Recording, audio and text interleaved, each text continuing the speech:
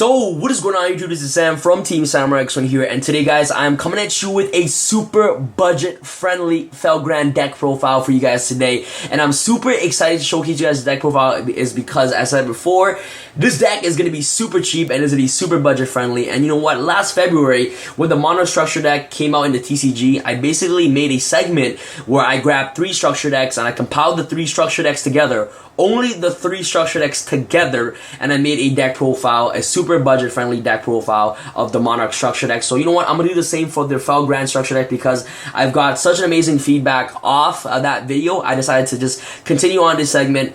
So if you guys love seeing, you know, future segments like this, you know, future deck profiles of the structure decks, you know, getting 3 structure decks and making a deck profile, make sure you guys give this video 200+ likes. That'll mean a lot to me, guys. And you know what, every single card that you see in this deck will be in the structure deck, and all you guys literally have to do is buy triple copies of the Rise of the Dragon Lord structure decks, and you literally have this deck profile that I'm about to showcase you guys right now. So this deck profile, you know, is meant to target the players that are, you know, trying to look for something that's on the budget, trying to look for something that's fun and affordable, and just to play with their friends and to play at locals and things like that. So for those of you who are here for a competitive deck profile, I'm sorry, this video is not for you. This video is meant to target, you know, the budget-friendly players or the people that are just trying to play this deck for fun.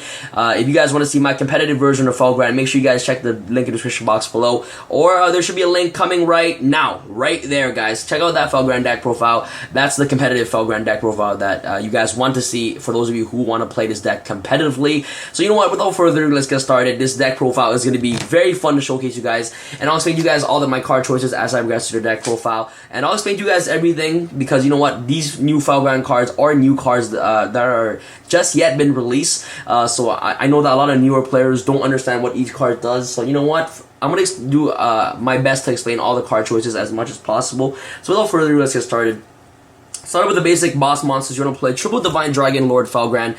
This card is absolutely phenomenal. Well, so for those of you who don't know what this card is a level 8 dragon monster. Its attribute is light, 2800 attack and 2800 booty, which is very, very good. And it's a dragon effect monster, and this card reads that if this card is special summoned from the graveyard, it acts like a DD Crow, so it gets to banish a monster in your opponent's graveyard or banish an opponent's monster on the field. And if you do, this card gains 100 attack for the level or rank of the monster that you banish. So let's say you banish a Titanic Galaxy or number 38, this card will gain 800 attack. And let's say you banish a level 1 monster, this card will gain 100 attack. So this card is really good. Gains attack, which is very, very amazing. And the secondary effect is really cool as well, is because if it destroys an opponent monster by battle, this card basically gets to special summon a level 7 or level 8 monster except for himself from the graveyard. So you know, you can special summon back the Archbrave Dragon and things like that. And you know, in this case, you want to special summon the Archbrave Dragon from the graveyard, which I'm about to showcase you guys next. So the card is really, really good. It's able to loop back Archbrave Dragon and continue on your loop with the Archbrave and Felgrand every standby phase, which is pretty cool. So you definitely want to play Triple Divine Lord Felgrand in this version because it is the pure version, and you are only allowed to use cards from this structure deck. So that's pretty much it. Now off, you want to play Triple Archbrave Dragon, the other boss monster of the deck. You have to play triple copies of this card. In my personal opinion, guys, let me tell you right now, this deck is literally Dragon, like, this card revolves around Dragon Ravine. Like, this card literally needs, this deck needs to feed off Dragon Ravine. It's insane. You know, you want to open up Dragon Ravine as much as possible, in my personal opinion, because you're able to send cards like Archbrave Dragon or Divine Dragon Lord Felgrand from your hand or deck to the graveyard, which is pretty cool. So you ditch one, send one, which is absolutely amazing. So you can always continue on your loop with Dragon's Ravine, and I'll explain to you guys that later as I progress through the spells. Anyways, for those of you who don't know what Archbrave Dragon's effect, its effect reads that if this card is special summoned from the graveyard, you can banish as many face-up spawn trap cards your opponent controls as possible. So this card is like a Harpy's Feather Duster for face-up traps, spawn trap cards your opponent controls. So you guys are probably wondering, Sam, what are like some amazing spawn trap cards, face-up like, continuous spawn trap cards and field spells on the field? So you got Monarch Stormforth, no, not a Stormforth, you got, what is it called?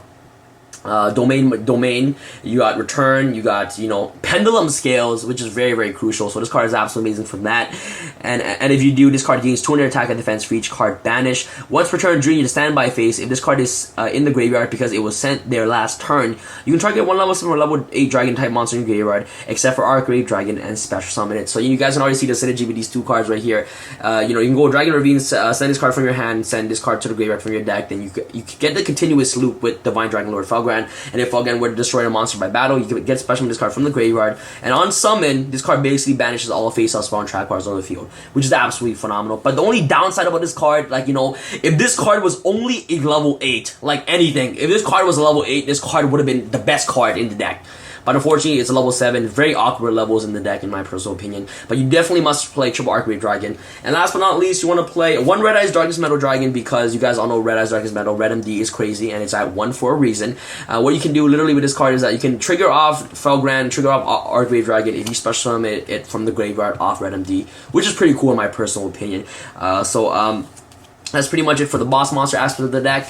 You want to play 7 of the boss monsters in the deck. To be honest, guys, if I can play triple Red Eyes Darkness Metal, I would play triple Red Eyes Darkness Metal, because it's just that good. To our other smaller monsters, you're going to play triple Dragon Knight of Creation and double Paladin of Felgrand. So these two cards are like, you know, the warriors of the deck, aka dragon. I don't know why this card is a dragon, but I can, you know, believe why it's a dragon type monster, and I'll explain to you guys why this card has a significance in this deck because of a certain spell card that you play. So I'll play triple Dragon Knight of Creation. This card was a OCG promo, I believe. It was a jump promo, and now we get it in the structure deck, which is pretty cool in my personal opinion. And next you got Paladin of Felgrand. These two cards are level 4. This card is a warrior, so this card is searchable off Reinforcer of the Army, and this card is a dragon type monster, and I'll explain to you guys why this card is really good as a dragon. So let me give you guys Dragon Knight of Creation. So this card increases cards level by 4 during your opponent's turn only. So you guys probably wondering, why does this card become a level 8 during my opponent's turn? And I'll show you guys a certain spell card that makes this card really, really good. And when this card is destroyed, it's an opponent monster by battle and sends it to the graveyard. You can send 1 level 7 or 8 dragon type monsters from your deck to the graveyard. So this card is a Foolish Burial if it destroys an opponent monster by battle and sends it to the graveyard, which is really, really good. And then you can send 1 card from your hand to the graveyard, then target 1 level 7 or 8 dragon type monsters in your graveyard. Send this card to the graveyard. If you do special summon that monster, you can only use the effect of Dragon Knight Creation once per turn. The really downside about this card, in my personal opinion, is that it's the fact that you have to send a card and send this card to the graveyard to special summon a dragon type monster from the graveyard. Like, why can't you just send this card or send 1 card from your hand to the graveyard to special summon a dragon type monster from the grave? You know, at this point, like, you just neg so much just to activate its effect, in my personal opinion. But this card has another significance in the deck, which is pretty cool, because if it destroys a playmats monster by battle, you get a Foolish Burial, so you can Foolish Bury the Archwave Dragon, which is pretty cool.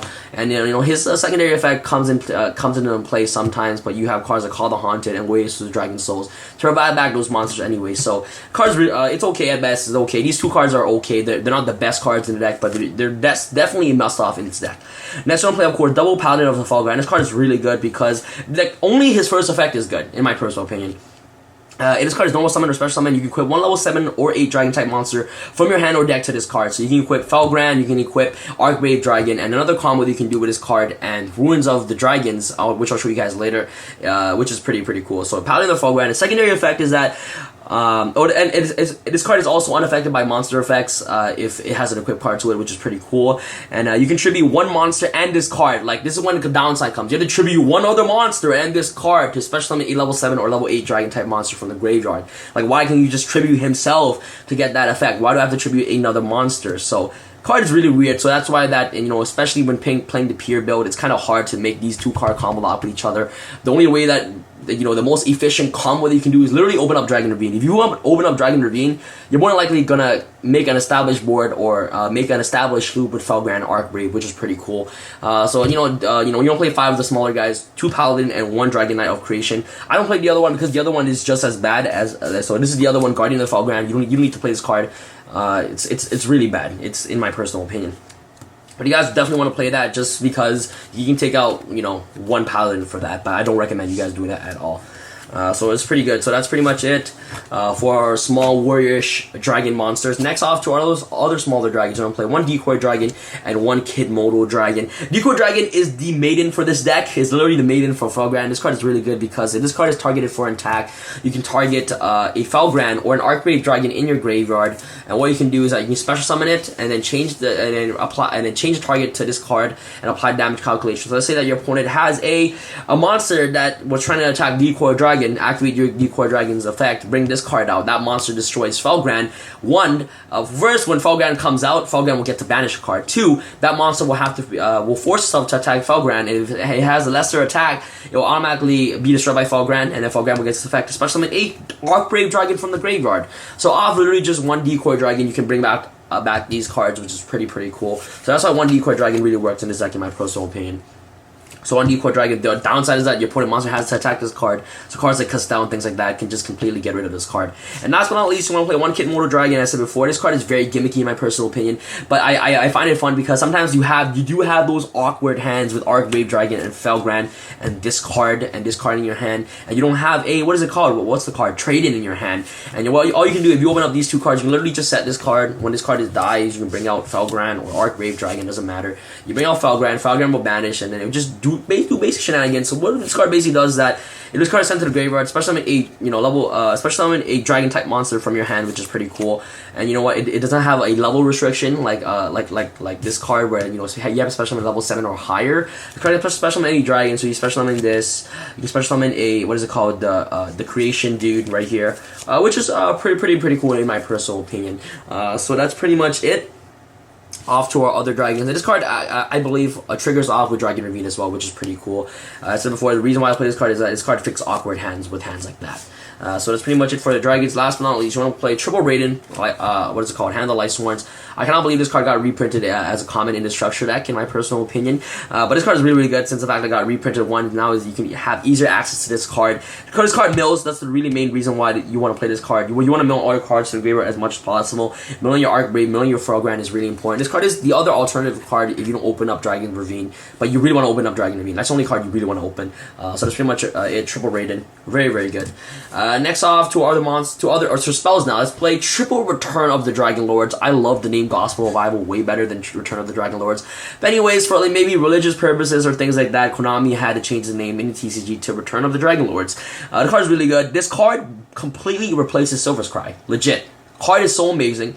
The reason why Silver's Cry isn't that great and this card is way better than Silver's Cry is that, one, you can activate multiple copies of Return of the Dragon Lords per turn and it has no uses restriction, which is really amazing. Two, if a dragon monsters like Regeki, Dark Hole, anything, battle, things like that, you can literally banish this card from the graveyard to protect the monsters and the monster, which is very cool. So Return of the Dragon Lord is really amazing for that. The fact that you can just activate multiple copies per turn is just very good. So triple copies of Return of the Dragon Lords, very amazing, and the artwork looks super sexy. Like the artwork is just so good.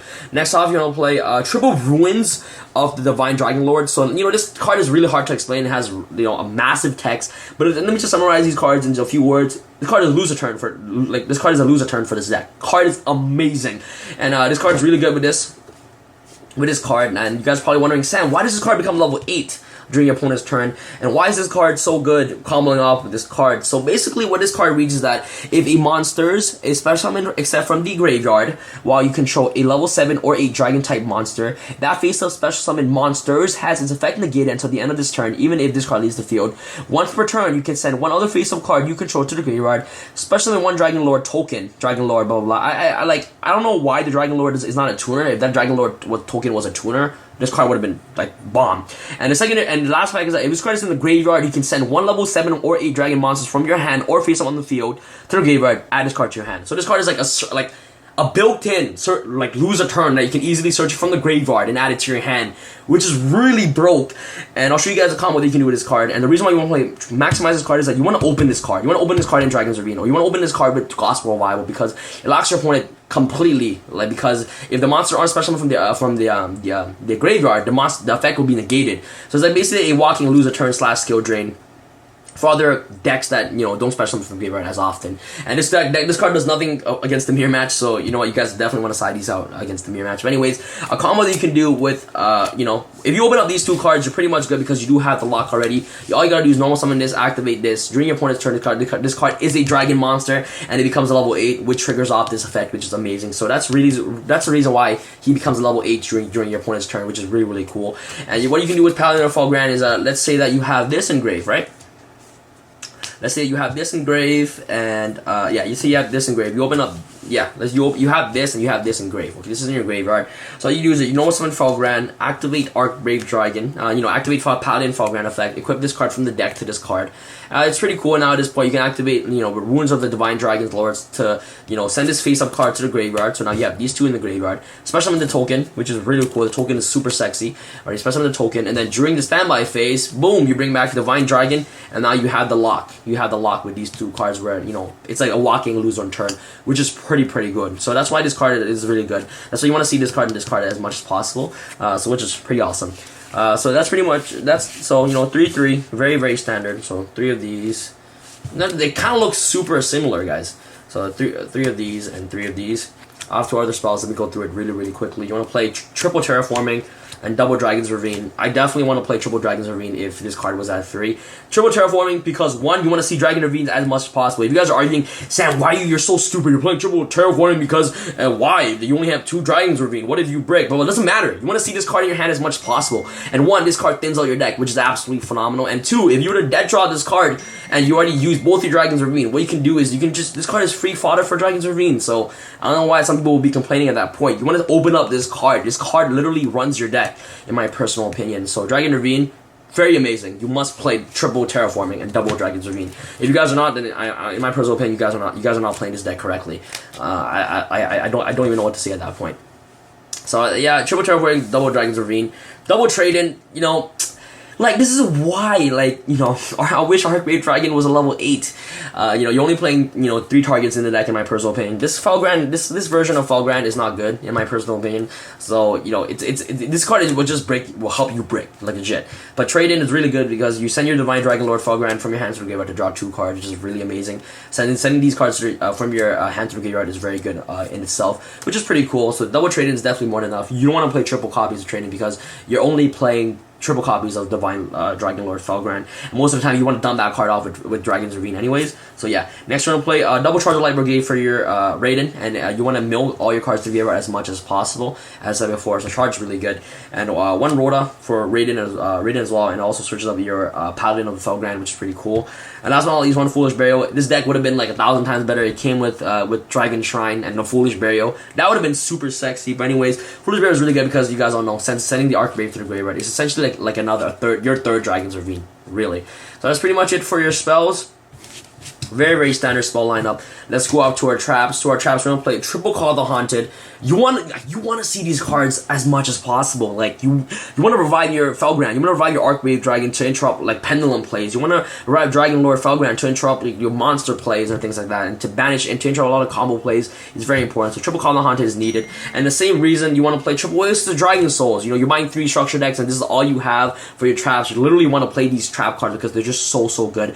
And once you run out of the Arc Brave in your decks and Divine Dragon Lord Felgrand in your deck, these cards are the one that comes into handy, and these cards are the one that comes into play, and they are literally the MVPs of your deck, which is really amazing. Last but not least, you want to play 1 Needlebug Nest. This card was my spicy tech for this. I tested this card against Marcus a lot. I mill Ruins, you mill Gospel Revival, you mill Divine Dragon Lord Felgrand, Arcwave Dragon, things like that. It's very good. You want to you want to see cards in your graveyard. Like you want to mill a lot of cards to the graveyard, which is pretty cool. So that's pretty much it for this deck profile. All these cards are accessible through literally just buying 3 structure decks, and these are the other cards that I did not play, which you guys can consider yourselves playing. There is no extra deck because Konami did not think about reprinting Felgrand, like the XYZ Felgrand this deck and a Felgrand structure deck, which in my personal opinion did not make sense at all. So of course you got the token, very sexy. Hand Destruction. You can play this card if you want, but in my personal opinion, it is a neg 1. It's pretty bad. It comes with Breakthrough Skill as well. You guys can definitely side Breakthrough Skill. Aaron, if you guys are a fan of Light Sworns, Aaron, Jane, these cards come in the structure deck as well.